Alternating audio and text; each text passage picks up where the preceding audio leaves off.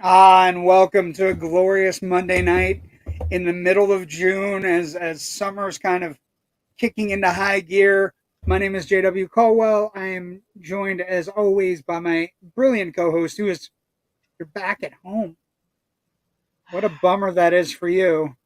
Well, I left beautiful sunny Los Angeles in 75-degree weather to come back to the East Coast and a flippin' heat wave. And my apartment, which had been locked up for about 8 or 9 days, was almost 90 degrees when I walked into it Friday night. And I turned on the air conditioning, dropped my bags, packed a small bag, and went to a hotel and so I could sleep in some comfort because I knew my air conditioner wasn't going to get it down to a livable level for a little while. Well, you had the great trip to LA. Yes. Joined on a Monday night. Movies are what we like talking about. And is there a bigger or better story going right now in the movie world, Rich, than this little engine that could? Is there a better? I'm very happy for two reasons. I think you and I have interesting takes on this. What is the main reason you're happy about Inside Out 2 doing so well? Because I think what's the reason? You said it to me in an email or a text where you're just like, screw that guy. Yes. Over the last 4 or 5 years, because of the pandemic and a former Disney executive who, Hawk Tui, right there, pushing Pixar product to Disney Plus, and thus kind of devaluing the idea of going to a theater to see Pixar movies. I'm glad that this is kind of bringing people back and kind of restoring some luster in people's minds to the brand. That's not to say that the stuff that was pushed off to Disney Plus, like wasn't Soul, good. They're all great movies. It was all fantastic films. It's just they were devalued. By the nature of being put on streaming immediately, there became a stigma attached to it that it might be lesser than theatrical, or that they were worried about them. That like the rumors in the back were, well, they didn't think a movie about a kid having her period would do very well at the box office, which is horseshit because that movie's fantastic. Turning Red is amazing. Yeah, it's only 50% of the people in the country who would be able to relate to that. So yeah, with tiny people all around. Anyway, also Luca was very good. Soul was great, but that was right at the height of the pandemic, so I understood that. It's when they started, Luca going, and then, and then Turning Red going, and then Elemental. They kind of they opened it, but then they were like hedging their bets on whether or not they were going to put it immediately on. You know what I mean? And then it just kind of plodded through the summer and just kind of that movie played like all summer, right? Yeah, it played from like nice legs to it. It wasn't a big hit, but it was a steady hit. It was a steady constant in the top 5 charts all of that summer. Right, and now they come out with a banger of a movie, and we're looking at like the numbers are staggering. $100 million in its second weekend, which is unheard of. Ticket sales only declined 35% from its $154 million debut. It's the seventh biggest sophomore outing in movie history and the best ever for an animated movie. Rich, if I said there's 7 movies on the list, right? It's 7th best. Give me the 6 movies just off the top of your head. I mean, it's not a game or anything, but just can you give me the 6 movies that you think had bigger second weekends than Little Inside and Out? Bigger second weekends. There's only six movies on the list out of thousands of movies. The Force Awakens, Barbie. Definitely, Force Awakens is one. 149. Barbie is not one of them. Barbie only grossed 90. I say this with all deference. Barbie only grossed 93 million in its second weekend. Only. Let's see. Well, we're at a ridiculous place with box office. Force Awakens was number 1 with 149. Avengers Endgame was 147. Infinity War was 114.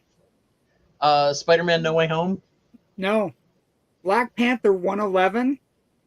Oh. Jurassic World 106. And The Avengers 103. Yeah, but I think Spider-Man was a no because Spider-Man was also kind of pandemic-y, and also Spider-Man opened Christmas week. So it played all the way through January, right? Mm-hmm. So it didn't and the Christmas box offices are not mega. They're kind of just, it's 75 million, 180 million the first week, 75 the second, 75 the third, 75 the fourth. You know what I mean? Like, it's not all at once because of the holidays. But so other good news, the Disney film has grossed 355 million in North America, which is huge. $724 million globally, and after just 8 days in theaters, has surpassed Dune Part 2, which had generated 282 million and 711 million worldwide as the biggest movie of the year. So it's, but it's another big weekend. Now this is another great statistic that comes from Variety. With the sizzling performance of Inside Out 2, the year-to-date deficit shrank from 23.8% to 21%. So one movie dropped the deficit we've had from last year by 2%, which is, I know people watch the show and I boggle at the number stuff I gibber out. But the idea that we were 23% behind, and now after this movie, we are now 21% behind. Mm-hmm. It's a big deal to theaters.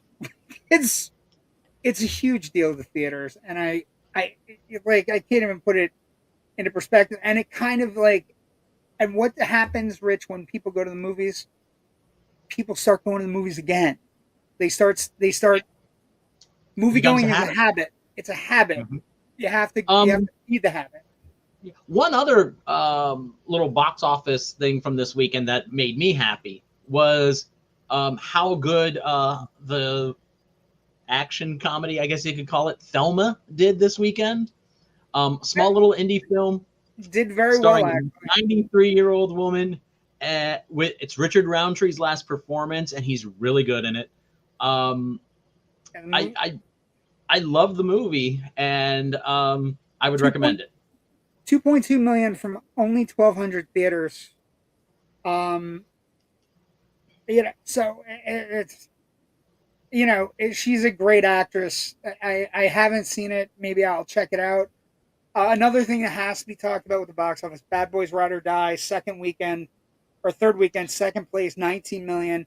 So it's literally very slowly going down. It's at 147 in North America.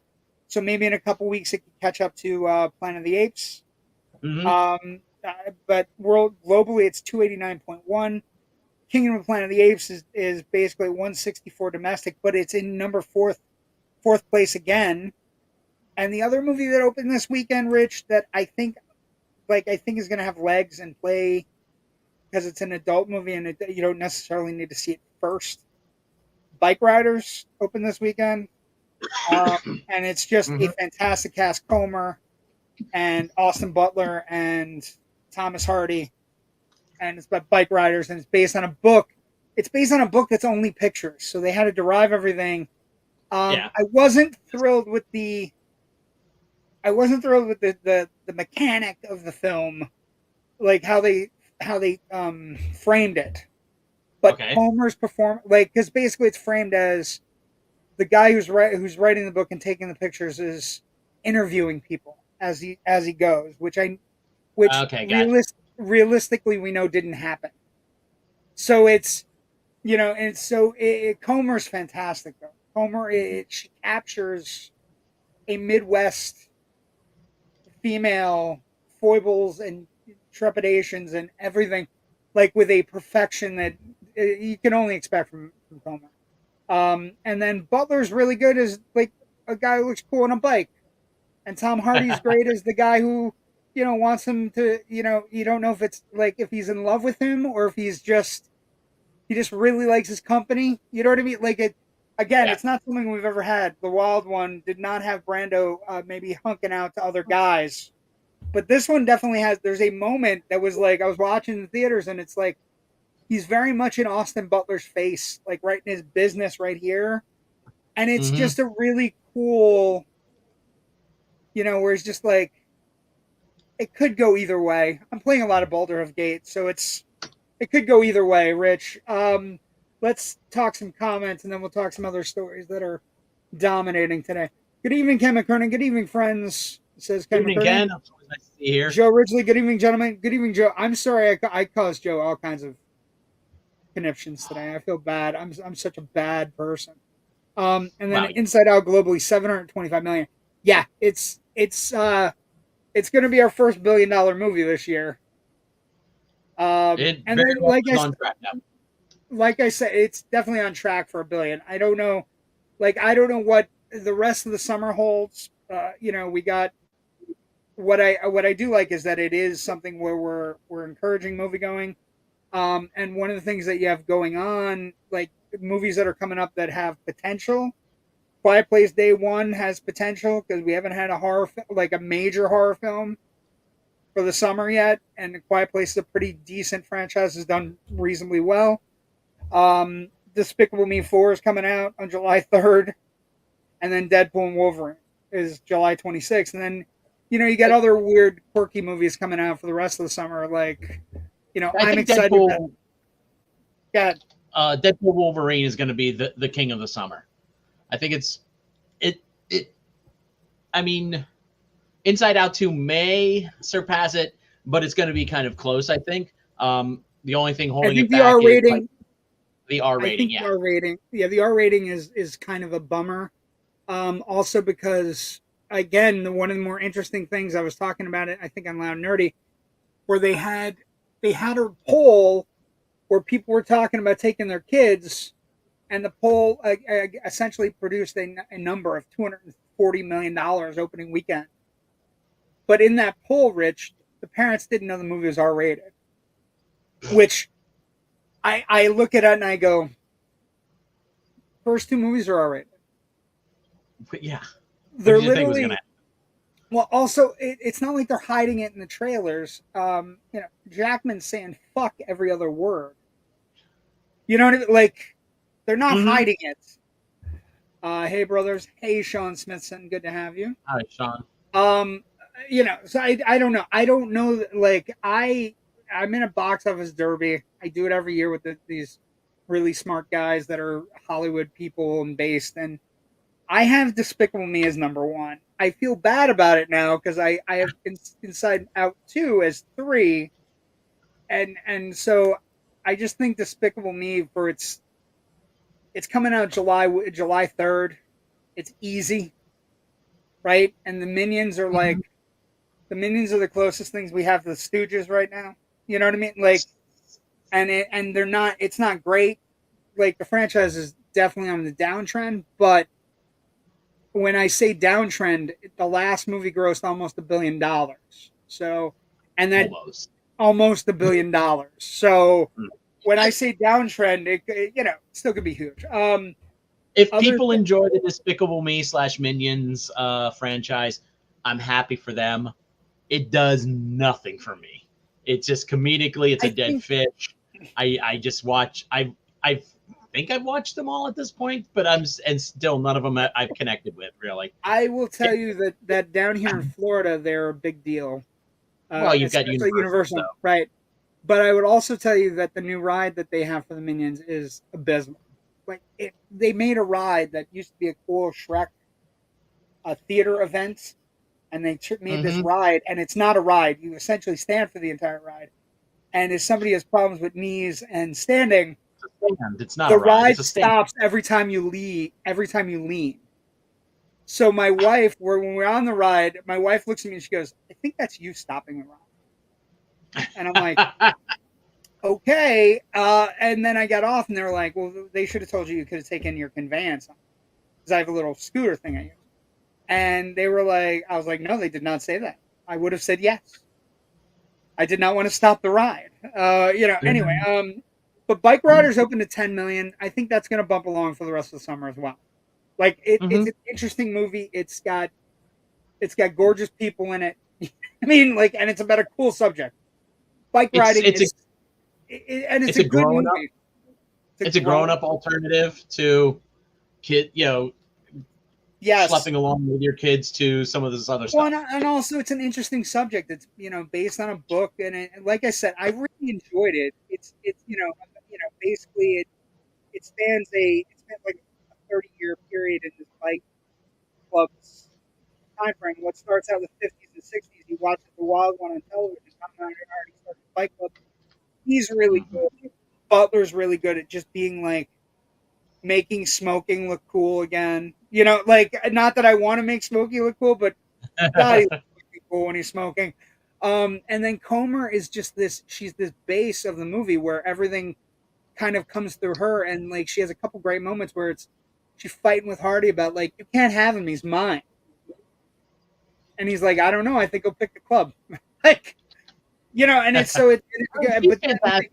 Everything I've seen her in, it's ridiculous how amazingly talented she is. Yeah, she's super talented. I will also say that I found the most interesting thing is it never gets into a Sons of Anarchy kind of phase. It never gets into, like, there are violent moments early, but it never, like, it kind of like, it's a little standoffish about him, and then it never gets into that. But what I would say is there's a real interesting dynamic is once they hit the Vietnam War in the bike club, the guys coming back from Vietnam are more fucked up than the people that were in the original bike club. And so they bring all of their trauma with them, and then the trauma starts taking over the club, which I think is a real interesting kind of like when we're dealing with so much trauma in our world every day. The idea of watching trauma and getting like the idea that you can overcome the trauma or you can help people get through their trauma is always intriguing to me because we're in trauma right now. And I have to believe that we can do it either with movies or with friends or with talking it out. Another big thing. Oh, go ahead. I'm sorry. I was going to say, I mean, we also have Yorgos Lanthimos' new film, Kinds of Kindness, which opened small this past weekend and opening larger this coming weekend. Unfortunately, my critic screening was while I was away, so I'm going to be there at like the first screening on Thursday afternoon to catch this. I too am going on Thursday afternoon. Maybe we'll do a Friday review this week. Maybe we'll I'm doing that. I'm doing day one. I wanted to do Saga or whatever the fuck the Costner movie is. American Saga. What is it? Yeah. I wanted to do that, but it's 3 hours and 1 minute. And with 20 minutes of previews at AMC, that's 3 hours, 21 minutes. And I can't get into that and get into I already have tickets for A Quiet Place. I've had tickets for A Quiet Place for 3 weeks. So, another big story today, well, a couple days ago, and you had it on FilmBuff Online. This guy is celebrating an anniversary. This guy is also celebrating an anniversary. He looks shocked about that. But he would have giant gas balloons. But 35 years of Tim Burton's Batman from 1989. We did it earlier this year on the show. Or did we do it last summer? We did it last summer, didn't we?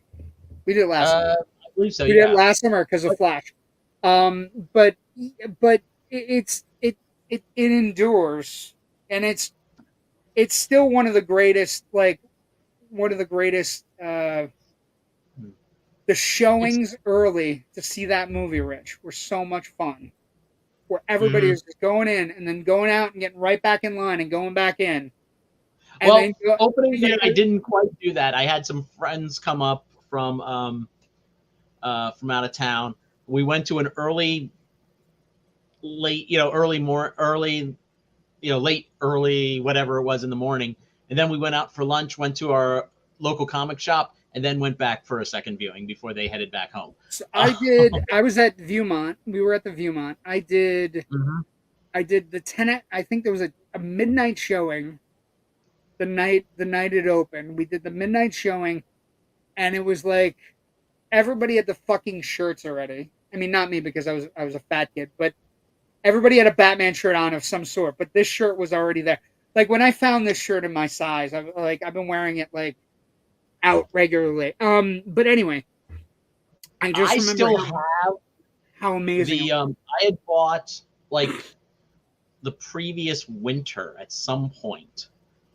At a convention, a yellow T-shirt, Bob Kane artwork on the side here, and then it just said Batman, summer 1989.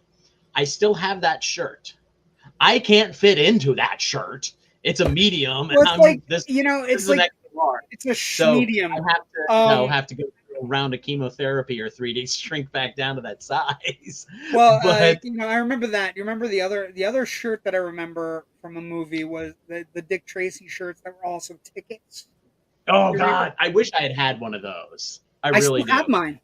I still have mine somewhere. Yeah, they were super cool. They had like a little barcode on at the bottom, and you bought if you had the shirt on, you walked in. But this movie was great.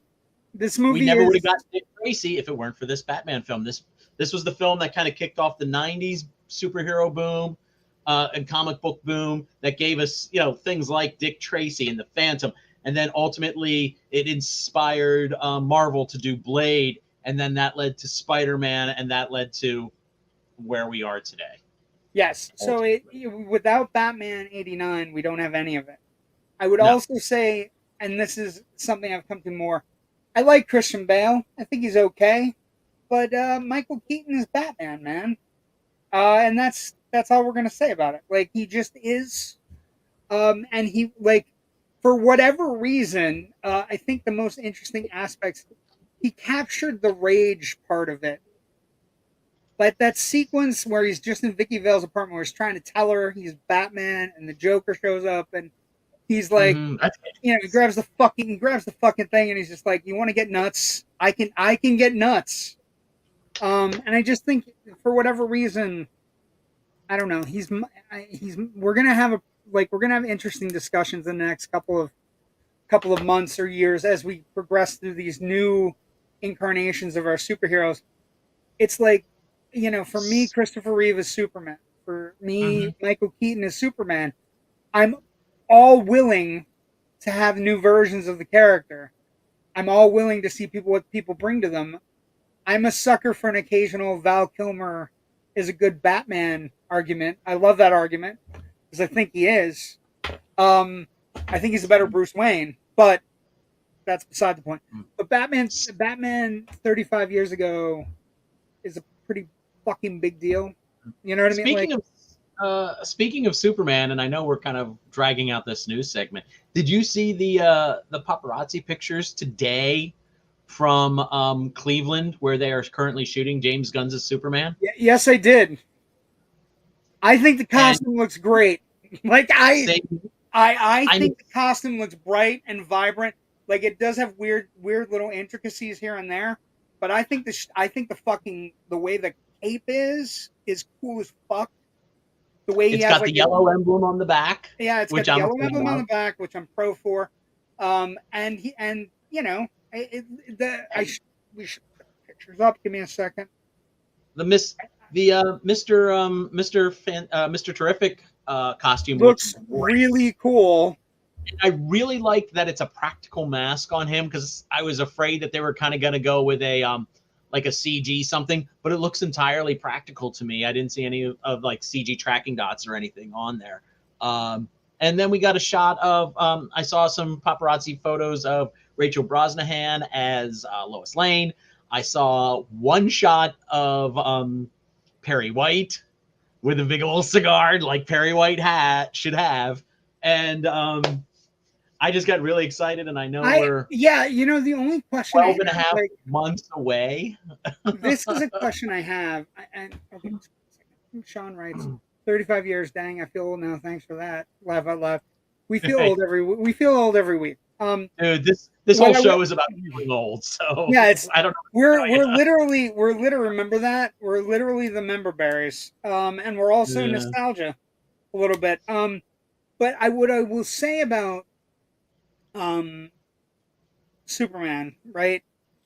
The only thing I'm moderately worried, like, and I think it happened when Man of Steel too. And I don't know how you feel about this, but what I will say to you is,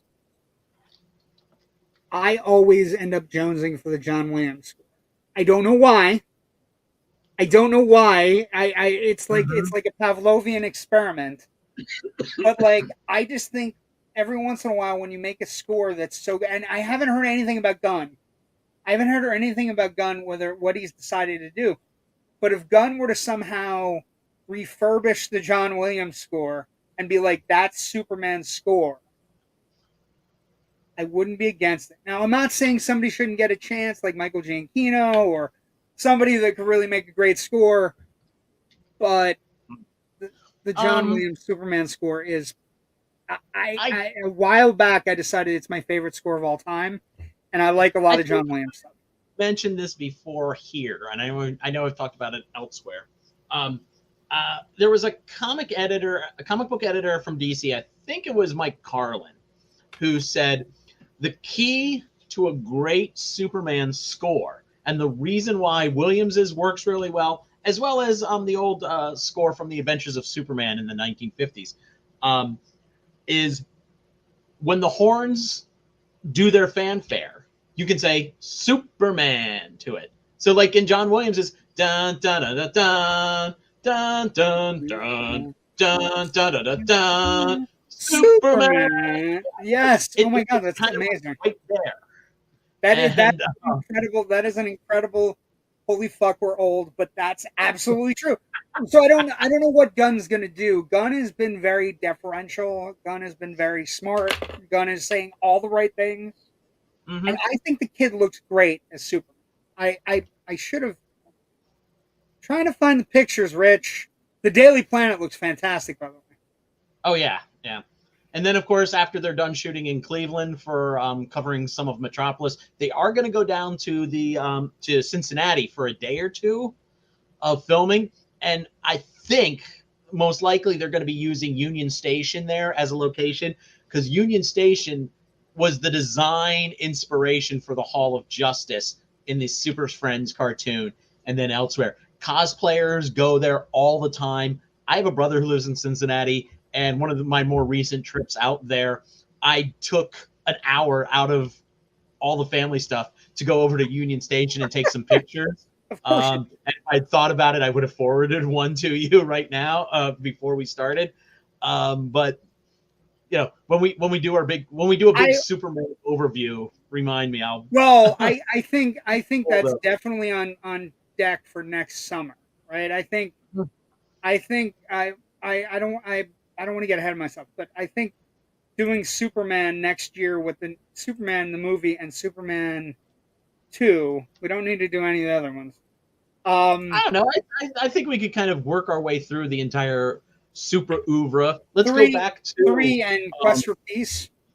No, let's go back to Alan, what's his face, and do Superman and the Mole versus the Mole people. And Maybe kind that might be our June next year. That might be our June, a little bit ahead of yes, time.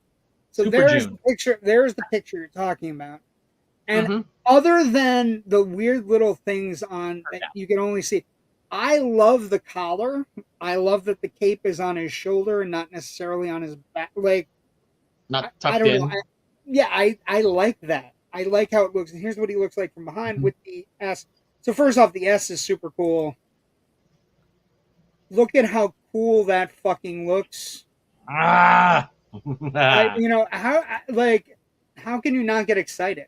Like just a little Mm-hmm. bit. You know what I mean? Like I will say this that a thing that I haven't talked about on this show, but I talk about every Tuesday night. A show that's giving me my fix right now, my Superman fix. I am big into this show, My Adventures of Superman. It's on Max and Adult Swim, and it's Mm-hmm. fucking phenomenal. They did something where it was like they have a character that has been kind of like used and abused in different ways, and they have made her into something unique and special. Although she's being lied to, which is Mm-hmm. can't wait for when she steps by her cousin. Anyway, sorry, that's a lot of information. But these are all great things, and this Superman, I think Gunn is very differential. I think Gunn has a good head on his shoulders. I think Gunn has great ideas. I'm excited about the Batman casting, whoever he casts for the Bat Family movie. I'm excited about everything Gunn is doing because I think Gunn is going to take a lot of the tricks he learned at Marvel and bring them to Warner Brothers and be able to go, no, don't do that. We'll do this. That character will work as long as it's over here with this character. And I think he just has a knack for it. Like the three Guardians movies are three of the Marvel movies that nobody fucking talks about in any way. Like there's not a bad one amongst them, Yeah. right? No one talks about him. No one talks shit about the Guardians of the Galaxy movies. Let's see, comment. And he has his red britches back. Yes, although I will say that My Adventures of Superman had the absolute best version of how the red britches came about, Joe. In that show, he gets the outfit from the Kryptonian ship. He puts it on, and Ma Kent takes a pair of his old basketball shorts and rips out the seam that says Smallville and gives him the basketball shorts with like new stitching around them. She's like, I don't like how it looks on you. And so she covers up his junk, which I think is, and it's That's a he's mom wearing, thing. it's a cool mom thing, and he has like the belt clicks over, and he has like basketball shorts with like the Superman outfit underneath. It fantastic. Mhm. Like she's like, I just don't like how it fits a little snug. It's a cute little moment. It's amazing how on certain sectors of social media, the debate will rage about why is his underwear on the outside of his pants or not. I'm never a thought about it. classicist Superman. I've always preferred the look of the red because it breaks it up instead of just being this solid blue. Monotony. Well, and also like that's another thing that's coming up, right? We're fighting over the red shorts, right? And Mm-hmm. also what's happening is we're getting a lot of fucking Snyder bros come out of the woodwork, be like, hey, that costume looks stupid, and it's like, why don't you shut the fuck up? He had his chance. It's over. Speaking of having your chance, did you do anything? Say, though, before we move off of here, it doesn't ultimately matter to me though if he's wearing his underwear on the outside or not. He has to be right. As long as he acts like Superman. Yes, as long as he is not suicidal, doesn't kill people, established as doesn't snap bad guys' necks, non-suicidal, not wanting to give up his job, knows what his job is. A symbol of hope and everything, and that's really I think a character we could use right now. So that's ultimately the most important part. It's not so much how what Superman stands what for. Variations they throw onto the uniform. Couldn't agree more. I felt that the Cavill version was always unduly burdened with so much angst that he was never allowed to be like, dude, I'm Superman. Like I can do anything. No, Mm-hmm. I'm a little worried about like what's happened at the planet. Okay, meh. Also, that Batman guy from Gotham is trying to kill me every 5 minutes. Meh. Um, I will also say one political thing really quick. Um, we just had a thing that happened over the weekend. We had a budget that passed in Florida. I do want to say this with the utmost response. Ron DeSantis, our governor, is mid. He's a mid guy. He's just mid. He's mid. He That basically we had 70. There was 32 70 something like $70 million earmarked for arts education, art projects, operas, playhouses, and all these different things. And he succinctly, in a line item veto, got rid of the entire arts budget for the state of Florida. So it's like, I just, I don't know where I would be without arts. I don't know where I would be without, being in plays in high school, hanging out with band people in high school. All of those things that gets pushed to the side if you take arts out of it. Like one of the places he took money away from was like a little playhouse that does children's productions. One of my favorite stories from my childhood is I went to a child's production of Snow White and I knew about the apple. And so JW, at a 5-year-old JW, went to a new Snow White, and midway through, screamed out loud to Snow White, "Don't eat the apple," which is where I'm at now. This is this. It's from that point to here. I can give you a direct line. Don't eat the apple. Don't go to see bad movie. That's it's who I am.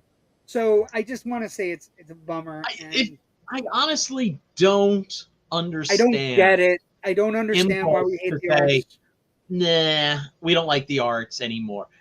You have to really be kind of on some level dead inside, that you don't want to encourage people to tell It's not stories. You don't want to reach out to other people and get other people to uh, to live in somebody's understand shoes each for other 2 hours better, or whatever. not see It's empathy of bad, their budget. and it Yeah. it doesn't even come into the tourism aspects of it for this state. Not having places where people can go see art is not a good thing. So I just boo on you, Mr. Governor, boo, boo, boo. Paul Giamatti would make a great brain act, but as a serious character, nothing he was in the Spider-Man movie as Rhino. That's not a bad casting call. Giamatti would be an interesting. He'd be an. I Yeah. think he'd be. You know what What else was he'd he be? just?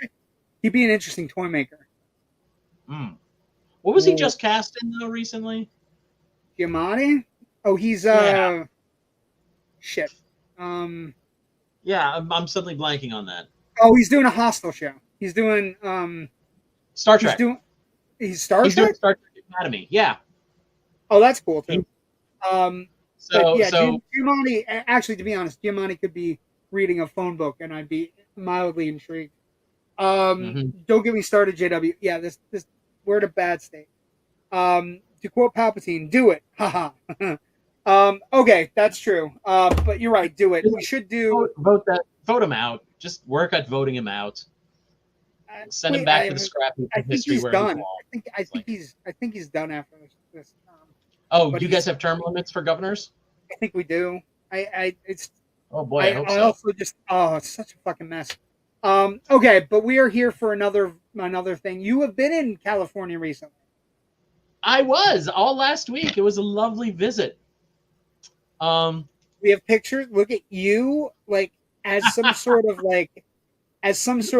time traveler before what would happen tonight. I can just hear the Axel F music playing behind you. Who took this picture? You're by yourself, weren't you? Yeah, I was by myself, but I brought a tripod with me, and that was just on the camera timer. Of course you did. Of course you brought a tripod. First of all, that sign is fucking enormous. So I'm reasonably certain the Beverly Hills Cop posters are photoshopped or whatever, or Eddie Murphy is far larger a human being than anybody has accounted for. He's a giant. Yes. Secondly, this one was taken, this photo, and I'm not sure it's the same one that we see in the movie, but this is across the street from the Academy's Margaret Herrick Library, where I had done some. I was doing like a half day's worth of research on some articles and a book proposal idea I've been kicking around.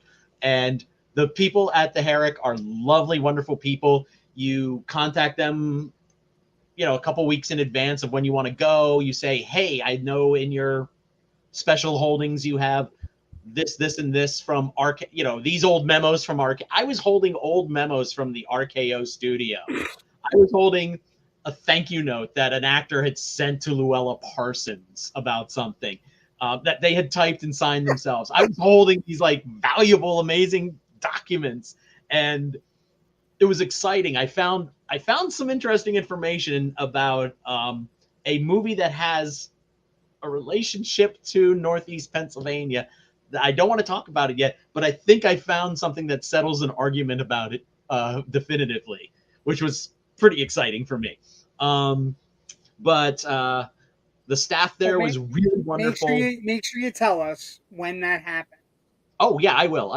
Okay. The staff was really wonderful there. And if you are like a movie nerd who wants to do like some deep research into classic Hollywood for a project you're working on, just reach out to them. They are wonderful. And very accommodating. You have one other thing that we're gonna show. Give me an idea of how you want to set this up, but also okay. Well, I will also tell people I have a personal connection to this movie tonight. So we're gonna, when we get to this, it's a small connection, but it's gonna connection. The other thing I sent you, let's just hold that little bit until we get to production. Okay. Well, we're at production. Are you ready? Well, we're just about, yeah. Tonight's episode, 45 minutes in. Yeah, 42. We're fine. Yeah. Nothing to see here. Beverly Hills Cop. We're doing Beverly Hills Cop. It's our summer film-a-versary event. This movie is celebrating its 40th anniversary this December. It is one of the definitive action comedies of all time. It is an easy watch. It is an hour and 41 minutes for the credits roll. It clicks and moves. And the interesting thing about production is the hellscape that the production started out in, right? So it starts out. This was originally a movie that was going to be that was written and Sylvester Stallone was interested in.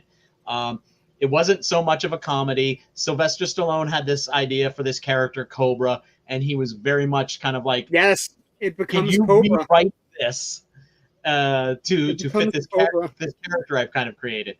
And so they started to, and then for various reasons, Stallone falls out. Different directors come in and out, and finally, Martin Brest teams up with Eddie Murphy for this. And but this movie starts out way back. It starts out in '77. Yeah, I read an early draft of this, and it takes 7 years for this movie to get made, Rich. It takes 7 years. And, Bruckheimer and Simpson are not what they were before. People like Mickey Rourke was attached. Stallone was attached. One of the interesting things was, they tried to attract big name directors like Scorsese looked at it, but then he looked at it and did a total film nerd. I don't want to do this because it's too much like Hogan's Bluff, which is, when you look at it, you go, okay, it kind of is. He's not wrong, but it's also the kind of thing where you're like, okay, well, that's why he signed off. They even pitched this at some point to David Cronenberg, and he turned it down. And then all these people, basically, Stallone gets it and kind of guts the comedic aspects of the script, turns Jenny into a female love interest, kills Billy Rosewood early second act, does all these things, and then eventually it just falls out. His name for the character, he changes it from whatever it was in the original script, he changes it to Cobretti, Axel Cobretti, which when you think yourself, what two movies are so diametrically opposed in box office, how well they're received. Don't get me wrong, I love Cobra. Mhm. It's a terribly bad action movie, but I love it. But I know how bad it is, and the idea that Cobra sprung forth from the creativity behind Beverly Hills Cop is one of the it's it's a mystery. It's a It's mystery. Like, it's you know, wacky. it's wacky. Other actors that were auditioned, Richard Pryor, which that makes sense. Al Pacino, which makes no sense. James Mm. Caan also makes no sense. And the one I read that was just so shocking to me in my research tonight, Harrison Ford was offered the role. Holy fuck. Would that have been a different movie, Rich? Good That God, would have yeah. been God, my God, man. And so quick comment before we move on. Wow, I was 6 years old. Yep. There you go, six. Six. I was 10. Anyway, and Stallone's involvement why Bridget Nielsen was in one of these flicks. No, Nielsen. No, Nielsen is in the second movie. She's in Beverly Hills Cop 2, which, by the way, isn't a bad sequel. Pretty good sequel by comparison to other action movie True. sequels. To be honest. Actually, I would say Beverly Hills Cop 2 is better than this one. But we'll get to that in Oh, that's interesting. That is an mhm. interesting take. That's a um hot take. But yeah, Bridget I Nielsen's in the second. yeah, I think it's funny too that, for an action movie where the action is fairly well shot, um the Martin Brest was coming to this movie. This is his second feature after Going in Style with George Burns. And, the story of three old timers who go out and to commit some crimes so they have some money so they can don't have to worry about their aging years. With George Burns, Art Carney, and Lee Strasberg. I mean, originally the Jack Benny was originally supposed to be the third guy, but he was just too sick and then passed away soon um, after the movie started shooting. So he had already passed on the film, and George Burns was actually stepping in for Jack. But that's a whole nother thing. But yeah, Uh, but yeah, it's real interesting. Budget is 14 million, which is pretty high, but 4 mhm. million of that is Murphy. And it got completed for around 13. It began in May '84 and continued well into the summer, right? And is released in '84 in December. They filmed some sequences in Detroit. They film in uh, the Beverly Hills scenes are shot in Pasadena. So because the, the basically the because Beverly Beverly Hills, Hills scene were shot all over the place. yeah, Um, okay, first of all, um, the bad guy's house, Victor Maitland's mansion, the exteriors were shot in Santa Monica, yeah, and it I was shot like all over I the didn't fucking. realize it. Honestly, I didn't realize it until I was watching it just this afternoon. Last week, while I was in LA, I was at that location for another movie. I was taking pictures of that fence and the outside street view. I was taking photos for another movie for an article that's going to appear elsewhere, not in FilmBuff Online. And when that does happen, I'll let you know. But I was like, wait a minute, that when we see Eddie Murphy fiddling with the gate, picking the lock on the gate, I was like, wait a minute. And then I looked it up. I was like, oh shit, 609. Yeah, okay. Same address I was just at a couple of days ago. So 609 that was, Wilshire Boulevard, I believe it is. oh But yeah, no, South Canyon in Santa oh, Monica. okay. Um, but they say it's like something like South Palm Court or something like that. And anything in Beverly Hills that they make up, they throw Palm in front of it. I think It because works perfectly. the Palm Plaza Hotel or whatever it was that Eddie Murphy stays in, actually, it's a location we've talked about before in two different other movies we've covered on this show. It's at the Biltmore Hotel in downtown Los Angeles, which is where I stayed last week, where I broadcast last week's episode from. Um, Yeah. Also, where the the Ghostbusters beat their that ghosts. the lobby that we see in this movie is the same that we see in Bachelor Party. Same hotel, same elevator doors and stuff. There it is. Yep. Okay. This is from Beverly Hills Cop. And this is what I shot just a few days ago before I left. Beverly Hills Rich. That's how the place. That's how that entrance looks now. That's on the Olive Street side of the building. This is really cool editing by Rich. So this is Eddie Murphy walking past the buffet and the rich people, and then this is Rich walking in past the buffet and the rich people. This area is now more of a restaurant area, and where you walk in to check in is actually on another part of this. And I think I explained this a little bit last week, but you walk in through the side that used to be the ballroom that you saw in Ghostbusters, and that's where you come into the building to check in. And also another thing of note too, that when I was watching the film today, I was like, wait a minute. This is one of the last time, right around this time, Los Angeles was converting a number of streets from two ways to one way, because, and I looked this up, they did a study that said if a street is just going one way, it can accommodate 40% more traffic than if it's a two-way street for whatever reason. So the Olive Street side of the building, which is where we see Eddie Murphy pull up, he's going southbound on Olive Street when he pulls his beat up Nova in front of the hotel. That is now one way the other way, southbound. So you can't, if you had a Nova and you wanted to recreate that shot, you can't do it. You'd be breaking the law because you'd be going the wrong way up a one-way street. But again, it's just one of those little things of like, oh, even just this little bit of LA history is kind of encapsulated and preserved here now in this one movie. We would be remiss in production before we move on to box office, which is one of the reasons we talk about this movie so much. We'd be remiss in not talking about the soundtrack. The soundtrack was released on MCA Records and won the Grammy Award for Best Score Soundtrack for Visual Media in 1986. It featured 3 top 10 singles on the Billboard Hot 100. Bangers! Axel F, performed by Harold Faltermeyer. The Heat Is On by Glenn Frey. And Neutron Dance by the Pointer Sisters. Yeah. There's also another song, there's a couple songs by Patti LaBelle, New Attitude, and Stir It Up, which also appeared on the top 20 charts.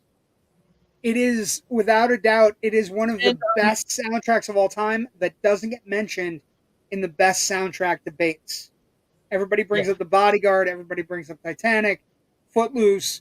This is one of the absolute best with 3 bangers that made it to the top 10.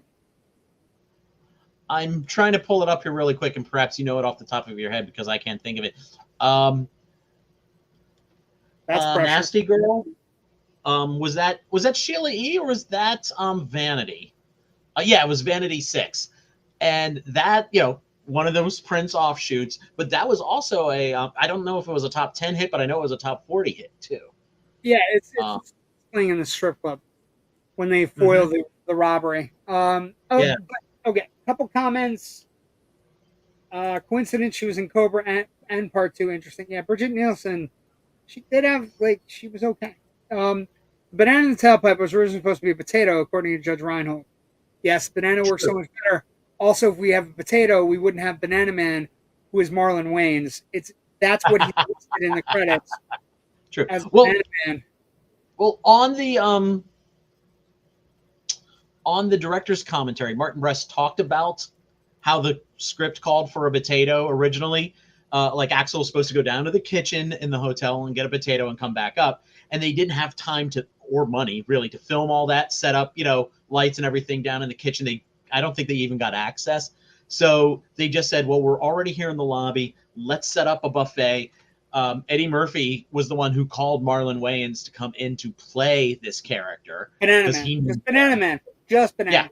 Yeah. And then fact, Marlon goes on to be on Saturday Night Live for a season or two a couple years later. Judge Reinhold is the most famous actor in my high school, Marion County High in Stuart, Florida. Okay, another fun fact about this movie. My dad went to high school and was very good friends with the costume designer, Tom Bronson. Oh, wow. So Tommy Bronson was somebody my dad, anytime Tommy Bronson came up in a movie, my dad was excited. Tommy Bronson was fantastic, by the way. Beverly Hills Cop, Beverly Hills Cop 2, First Blood. He has a bunch of movies on his resume. When you look at the costume design, you're like, holy shit, that's amazing. But I'm just pulling up his IMDb right now, and Tommy First Blood, 48 Hours. Bronson. Yeah, but my dad, every time, it was one of those Pavlovian things for my father. Whenever Tommy Bronson would be on the screen, would come up as costume designer and be like, "I know that guy. He was such a good friend." And I think my dad talked to him like once or twice, just talking about like what's it like being in the business, and so that's my fun fact. Here's some other fun facts. Digging up fun facts about the numbers of Beverly Hills Cop are astounding. So we use the numbers on our show. This is what we have. Domestic box office, Rich, in 1984 is $234 million. International box office grosses 81. So worldwide, it comes in at $316 million. Opening weekend, it was $15 million. So it made back its budget opening weekend. And then the worldwide box office is 21 times the budget of the film. So theater counts opening weekend, 1,532, eventually got to 2,006. It played in most of those theaters for almost 20 weeks. So it opened in December, and it stayed around until it opened December 5th, 1984. And it just kind of, it stayed forever. It played well through February. And was just one of those big movies that just kept on lurching through. Now here's where we get fun. The inflated adjusted domestic box office for this movie is $730 million. So all those stories we're talking about Inside Out, and about it, it's at 725 worldwide right now. This movie in 1984 dollars is as big as Inside Out, and it's R-rated, and it was, it came out at Christmas time. So it's like it's an amazing sentiment of how great it did and how important it is to the trajectory of Eddie Murphy. It's important to the trajectory of action comedies, buddy action comedies, and everything that comes after them. But $230 million, to put in perspective, we talk about a franchise like Ghostbusters being very popular, right? You and I talk about it. We're Ghostbuster fans. This movie outperformed Ghostbusters in 1984. This movie beat Ghostbusters. And it's an R-rated movie versus a PG-rated movie too, which usually PG movies, have that upper hand because they don't have restrictions. They have an edge to be able to, yes, they have an edge. They have full attendance. Everybody can go without a parent. And I think the interesting thing here is when you look at this movie out, like, I have a wall of Ghostbuster stuff on my back wall, and we were talking about this before the show. There's very little Beverly Hills Cop merchandise. Why doesn't it get the respect? You know what I mean? Like, I was thinking about trying to find a Mumford Phys Ed department shirt, just because I was like, I like wearing shirts of like companies or weird things that only I need my Bogomil figure is what I would definitely buy a Billy Rosewood from Two Figure with all the guns, like all the shit that he would come with, the jacket and all. But the box office in this movie is astounding. It deserves more respect than it gets, and that's where we're going to talk to critical response then and now. Just thinking about it too. Even Rambo got a freaking kids cartoon and action figures along the way. And that, I would say, is far more inappropriate for children than, I mean, you could take a Beverly Hills Cop and kind of water down just the language, and you're fine. I You think can do the it interest, for like, an all ages audience. when you start looking at, like, I have a bunch of pictures. Like, the pictures from Beverly Hills Cop are like just Eddie Murphy looks so young and so energetic and so into it. The actors around him, he makes everybody better. This is the herpes simplex 10 sequence, which still makes me fucking laugh. It makes me laugh, but it is kind of a little cringy at this point. There are two cringy moments. There are two cringy moments in the movie. It's that one, and when he starts laughing as he passes two guys dressed like Michael Jackson, I guess. Actually, no, that's I don't think that's cringy. That just makes me laugh because he's just going, look at these idiots. One of them's a white guy, and, trying to look like Michael Jackson, and he just is laughing at the inherent ridiculousness of it. And if it's 75 or 80 degrees in California, they're wearing all leather. Yeah, it's crazy. What I would also say is, like, I think this is an interesting place where the buddy, like, his smile in this movie is megawatt. Like, it's the kind of thing nerds like you and I talk about as, like, they're a star. You can watch a movie, like the person I would say, like Anya Taylor-Joy right now. I watch her and I go, I know what a star looks like. That's a star. Like, but this, like, you can't even, the megawattage involved in these, like, look at that smile when he, like, happy to be there. He's having so much fucking fun, Rich, that it makes the whole movie crazy. Like, and then when he gets yelled at, it's even good. Paul Reiser in a great comic bit behind him, where he's just like, "I told you this was gonna happen." Yeah, is this that is my locker? Every time. This is not my locker. And then, like, the fucking, like, just the way things work in the movie with, like, Super Cops was gonna work and he fucked it up. Super Cops is gonna work. It was but I think as this movie ages, and you have a really hot take, so I'm gonna let you talk in a moment. But as this movie ages, I watched it today. It's an hour and 41 minutes. It moves fast. It's quick. It's like, if you're looking at it versus movies we watch on a regular basis, where you and I watch, we're watching 2.5-hour movies every day, right? These movies are fucking long. They take forever to get where they're going.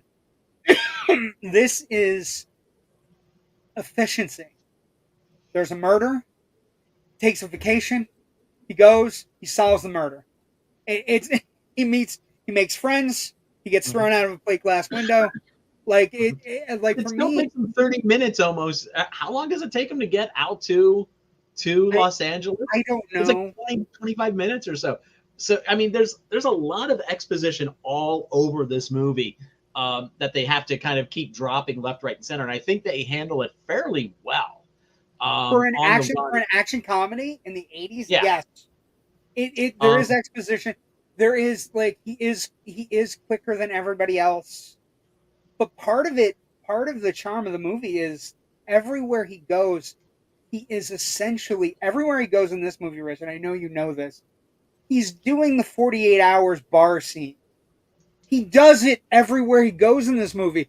And part of the interesting thing about that is you can look at it one of two ways, Rich. You can look at it like it's not original, or you can look at it like every time he changes it to whatever he's dealing with, it's the way he turns it on its head. Like, I'm a Rolling Stone magazine writer. Well, or is that your Porsche out in the fucking parking lot? Yeah. On the director's commentary, Martin Brest even talks about how the morning they shot the strip club scene, he rewatched the bar scene from 48 Hours. The one that when we did 48 Hours, we said that's the moment Eddie Murphy. That's the moment you know. That's the moment you know Eddie Murphy is a star. He said that it's not Nick Nolte's movie anymore. Yeah, because it's really good at the geography of everything and everybody turning and knowing what's going on. And in the strip club scene, it's very similar because you have the two bad guys who come in.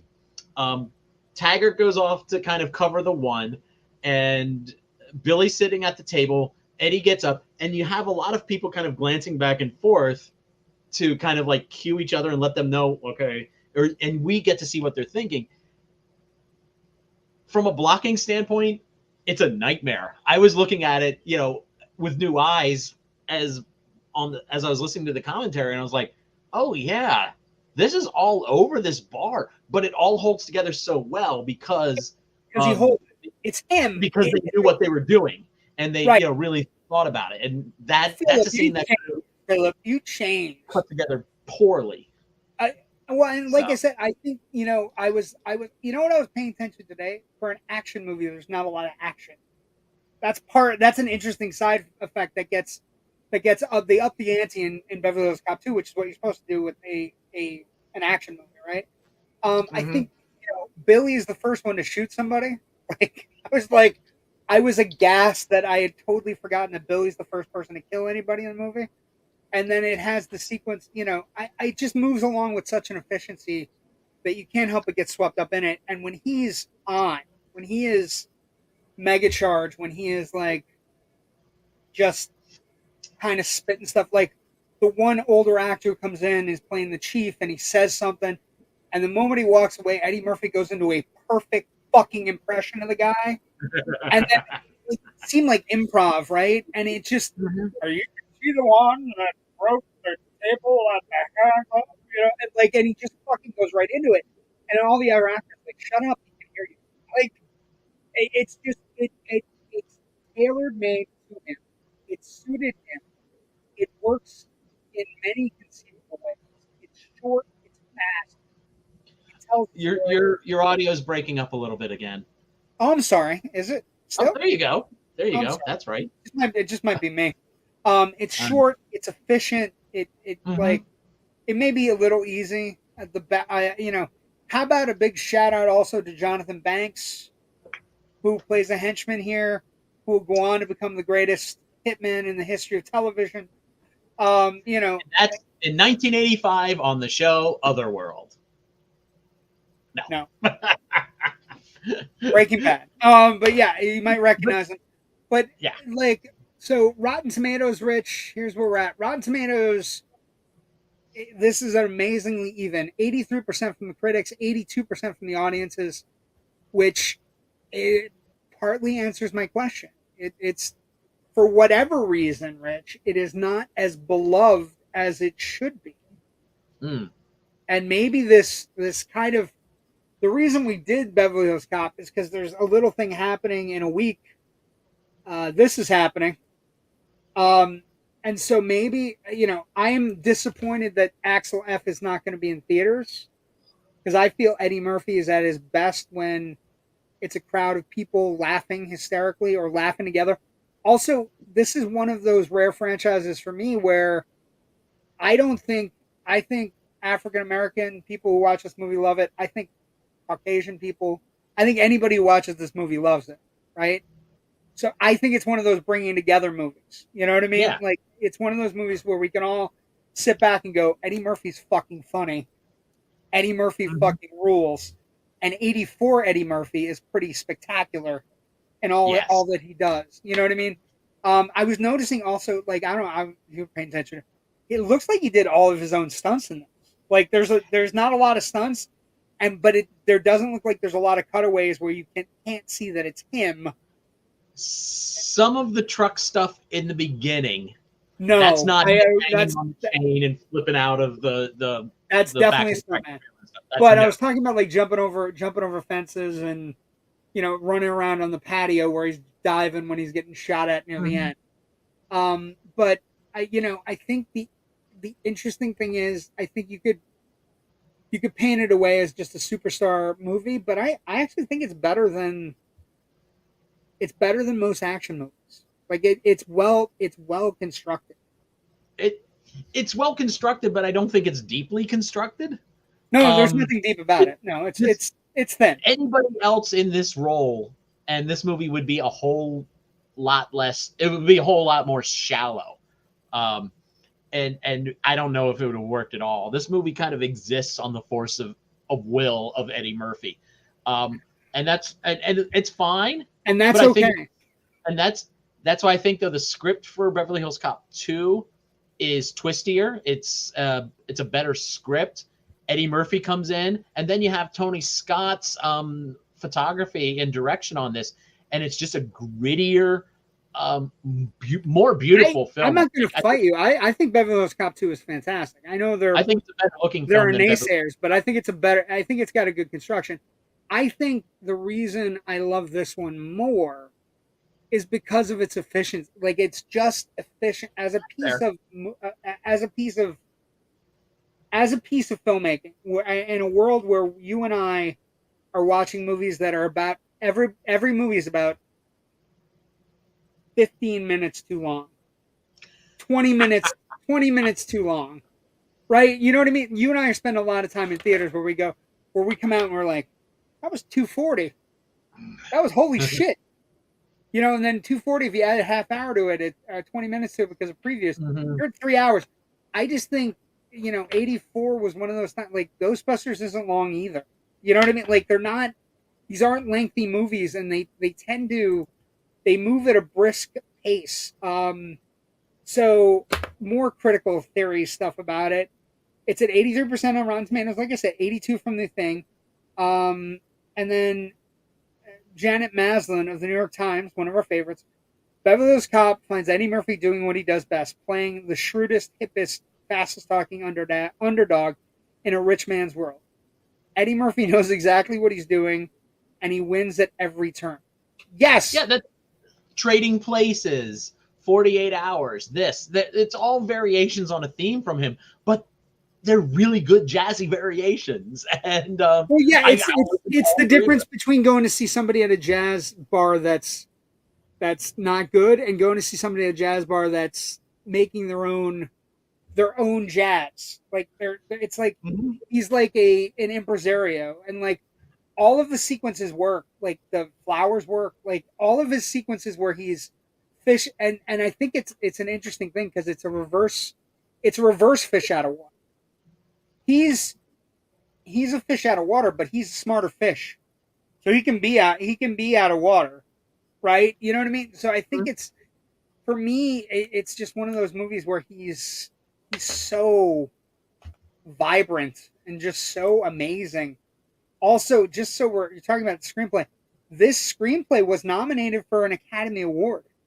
Like, for all the iterations it went through. Yeah, the screenwriters that are nominated are Danilo Bach and Daniel Petrie Jr. And like I said, I think, so a couple other fun critiques from the past. Richard Scheckel of Time magazine wrote, Eddie Murphy exuded the kind of cheeky, cocky charm that has been missing from the screen since Jimmy Cagney was a pup. Wow. Snarling his way out of the ghetto. This becomes one of his signature roles, right? I mean, Axel Foley is the one role he can go back to, 40 years after the fact, come next week. 40 years, almost 40 years, not to the date because it didn't come out till December, but 40 years. Honestly, this is the legacy sequel I've always have been kind of a little bit more excited for than Coming to America 2, which was fine. I enjoyed it.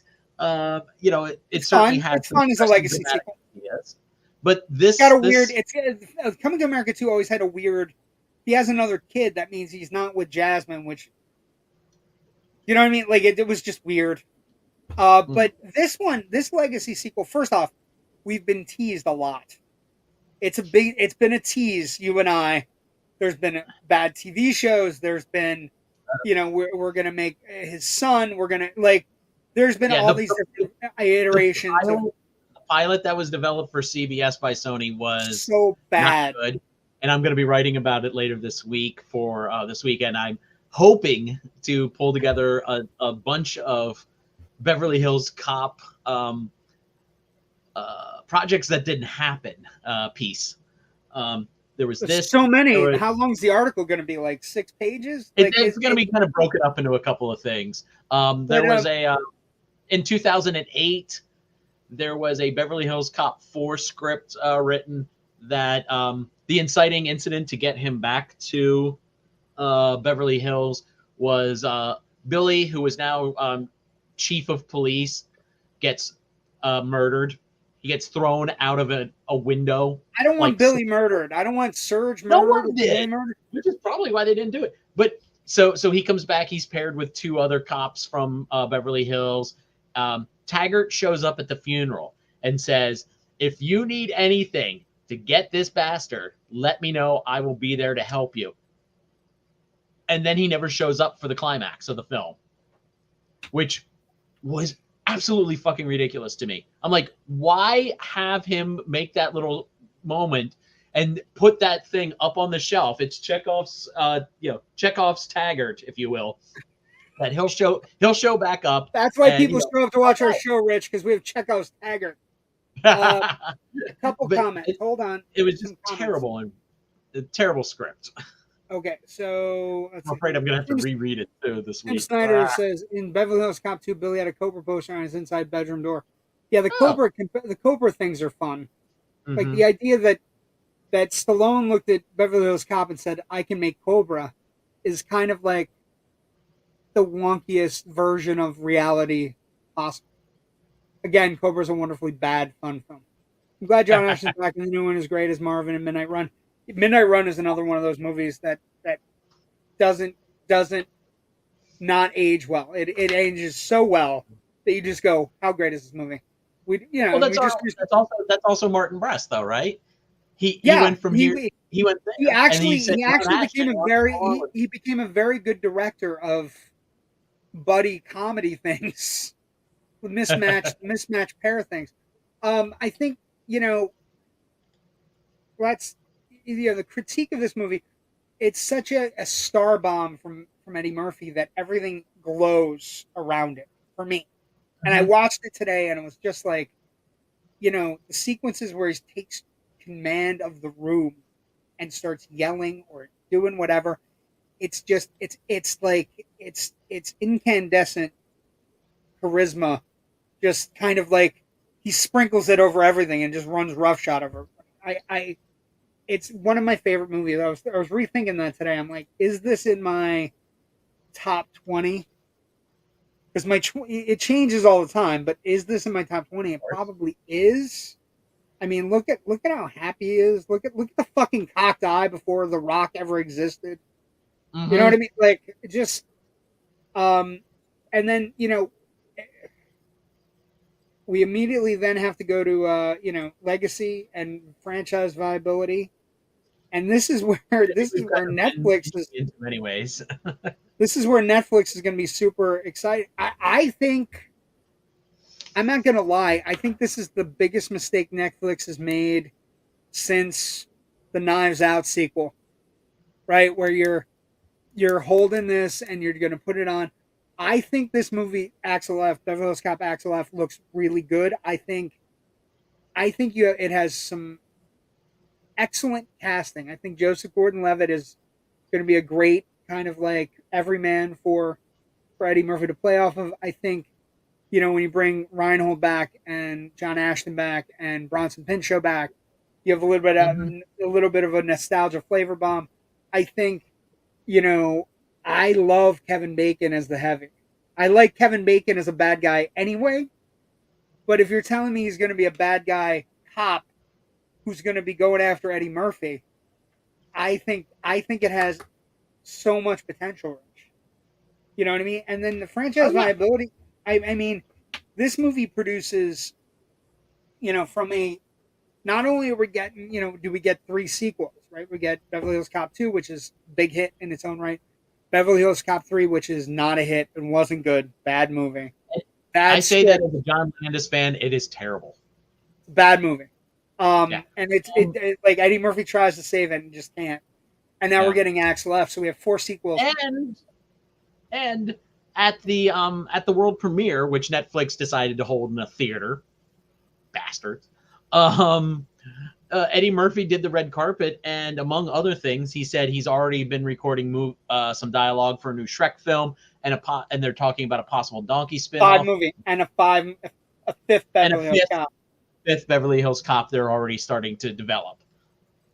Now, of course, Yes, if this does, if if this it's isn't a big hit by whatever metric metrics, Netflix well, uses, there's no way it won't do well on Netflix. yeah.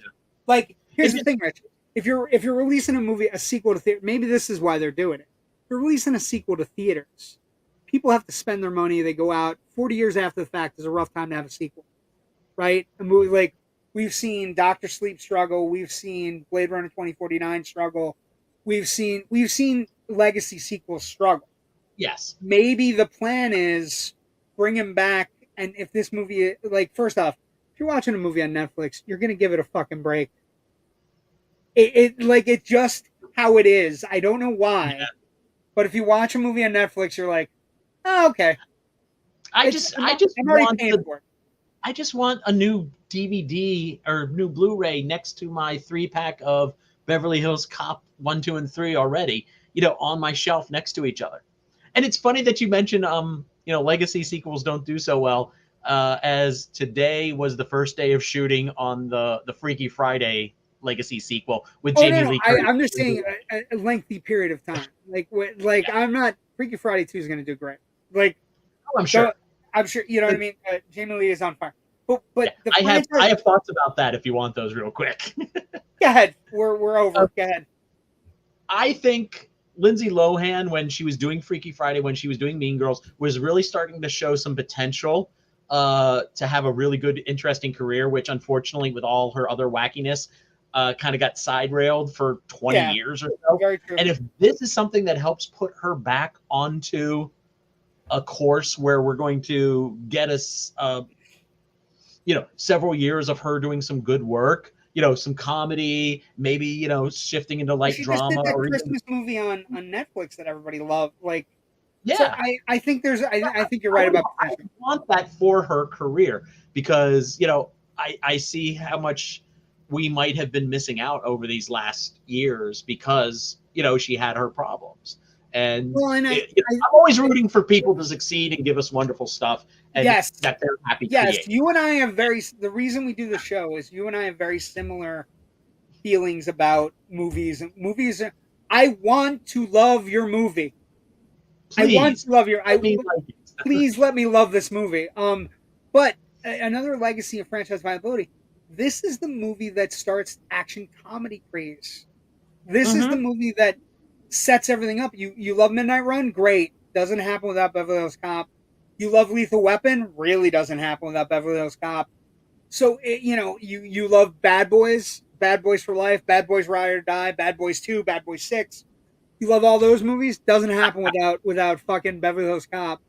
And so I think the legacy of this movie, and I think it's interesting though, Rich. And again, the disrespect is out there for this movie, right? Where it's not always talked about. He does. It gets a little bit of respect here and there, right? Where it's one of the 1,000 top movies of all time, or I think it's on the Library of Congress National Film Registry, isn't it? I don't think it is. Oh, shame. We gotta fix that. I don't think it is. It's not listed in the accolades. It's Axel Foley is ranked as number 78 in Empire Magazine's list of the 100 greatest movie characters of all time. I think that's too low. Entertainment Weekly ranked it Beverly Hills Cop as the third best comedy film of the last 25 years. I would assume that was in 2009. And according to Christopher Hitchens, the British novelist and poet, Kingsley Aris considers the film a flawless masterpiece, which is right. National Review called it one of the bad reviews. John Simon of National Review gave it a truly contemptible film. But it was picked in 2003 on the New York Times list as the 1,000 best movies ever made. Okay, well, let me address without reading that full National Review review. Let me suggest this though. This movie is at its heart about class. Eddie Murphy is seemingly very much a low class, lesser person because he doesn't have as much money. He's seen as coming from a very working class background and criminal background, really, in in Has Detroit. worked, yeah. He's coming to the land of the rich and beautiful people, where the cops work for Where the everything's people. gorgeous. His sequence where he's walking through the cop station and he's looking at everything like his eyes are like, And it's making fun of the wealthy in a way. And I could see where the National Review, a conservative magazine, might get would a little not like a movie that angry. attacked the wealthy like that. Well, and also and talked about the class struggle like that in a way. well, and Just like, I think he's a warrior. Like, my favorite sequence in the movie after today was he goes to Maitland's office, he brings him flowers, he does his initial like poking. Maitland presses a buzzer, all these guys come and they throw him out of a plate glass window. And then the cops pull up and he's like, I know, I saw every one of them. And he's going through it and they're like, put your hands on the desk. You're arresting me for getting thrown through a fucking window? And then the best line is what do you do when somebody gets pushed out of a car? Arrest them for jaywalking? And they shove his head in the and then he has that's a great line. And then he has a great moment where he's just sitting in the back of the police car. This is the cleanest and nicest police car I've ever been in my life. This car is nicer than my apartment. You know what I mean? And so it is a class struggle movie, and it is one of those movies where it's baked in. It is a place where the legacy is not all good. We get a bunch of really bad cop movies or movies where comedians show up and try to do what he does. And here's the thing, you can't. Red Heat, Dead Heat with Joe Piscopo. Dead Heat. We were talking about Dead Heat. Dead Heat's a fun movie. Dead Heat and Dead and Buried are a great double bill that we came up with last week on Loud Nerdy. Also, Red Heat. Yeah, Red Heat's bad, but it's Ivan Danko's pretty cool. Like I'm a Schwarzenegger. I'll never fight badly about a Schwarzenegger movie. But this Jim movie doesn't do it for me a whole lot. I understand. I bumped into him once backstage at Letterman, but that's a whole nother story. How about this? I used to have a replica knife used in the movie Cobra. It was lost in the house fire with all my other collectibles. I'm sorry to hear that, Sean. Oh, dude, by the way, my biggest fear in life is losing my shit home from work and finding out like my apartment building has burned down and everything is gone. The indie movie I was part of, and lots of other awesome people. We still have our Indiegogo running, so can you get a DVD or other perks? You could use your support. We always do that. So I'm putting it up now. Elvira S. Haunted Asylum, finishing funds. There you go. Excellent. Always trying to help. I'm going to leave it up for a moment there, Sean. And by all means, put it up in the Loud Nerdy group, and also put it up in Indiegogo and search for Elvira, and that should take you there. Asylum, Asylum. No one needs to be sitting there writing Sean, put it up, Facebook tracking number on it. Right, and put it up in the Indie Escape Network page, and put it up on the Loud Nerdy group. And then wait, Joe's always we can JW is wearing a Batman shirt, but what's Rich tier shirt? I can see Hollywood. What do you got? Oh, it's just Hollywood, California, established 1905.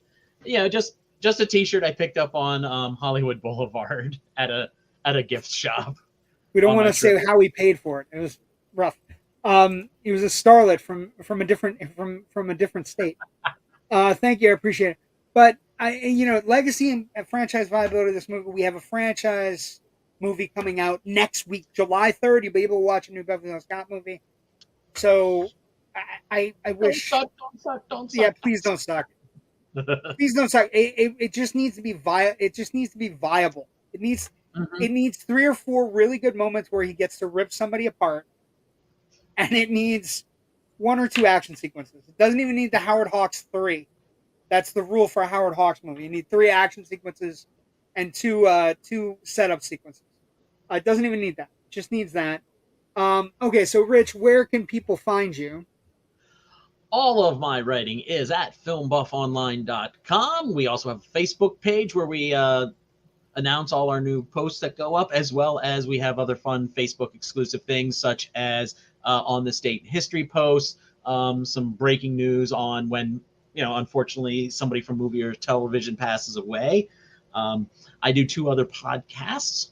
The first is with my best friend and co-host, Natasha Bogutsky, who is frequently popped on here. It's called the Big Picture Podcast. You can find that at bigpicturepod.com. I'm going to be dropping an interview that I did with an author this week. And then hopefully next week, we're going to start back up with new episodes. So if you miss out on us here.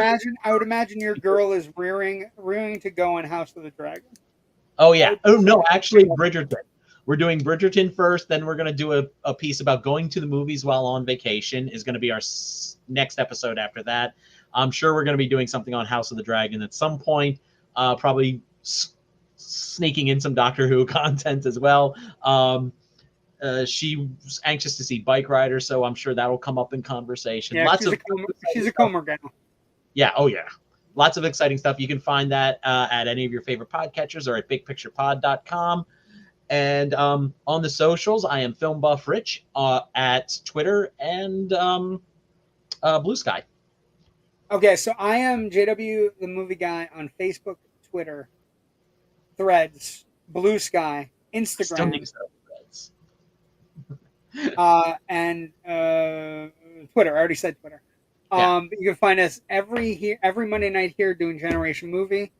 Although you will not find us next week. Next week we're off for the July 4th holiday week. Also because I just need to be able to have the time to hang out with my nephews and family is coming in, and we have people coming down to Florida. So we're going to take off next week. But I will say we've culled the list, my friend. We've culled the magic list, and we have the rest of July ready. We're not going to give it all today. We're just going to give one today, and it's something that's returning to theaters. So it's kind of tied in. We're going to get it right before it returns to theaters on July 8th, which will be our next episode. July 8th, is that right? July 8th, right? Yeah, because the first will be next week. 8th, yeah, July 8th. Okay. Yeah.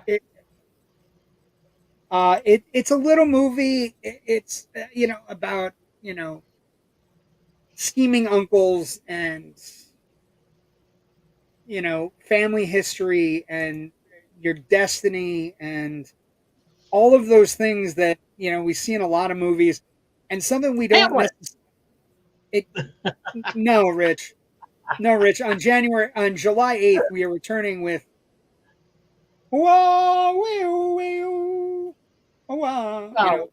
Hamlet in the jungle. It's Hamlet in the jungle. Yeah, we're doing the Lion King, celebrating its 35th anniversary, and God, don't you feel old when that happens? But we don't do a lot of animated. But this is one of the animated movies that's, pretty astounding piece of film. It's produced a lot of content for the Disney Corporation. But it's also one of the movies that's widely regarded as one of their best animated movies ever made. It's in the running, it's in the talk, and it's also a pretty damn good movie with good voices, good songs. You can't go to Disney without thinking about Hakuna Matata. What a wonderful phrase. But we'll be back on July 8th to do that. Thank you for joining us tonight. Stay safe, everyone. Oh, one last comment. See you all next time. Thank you for your support and what you do here. It's fun, entertaining, insightful, supportive, and appreciated. We're gonna get you for the quote for the show. You need to put a comment up about our show on Facebook and Twitter and all these places, Sean. We love when you talk about us like that. Thank you very much, Sean. Thank you very much, Sean. It's very kind. Have a great week. We'll see everybody on the 8th for The Lion King.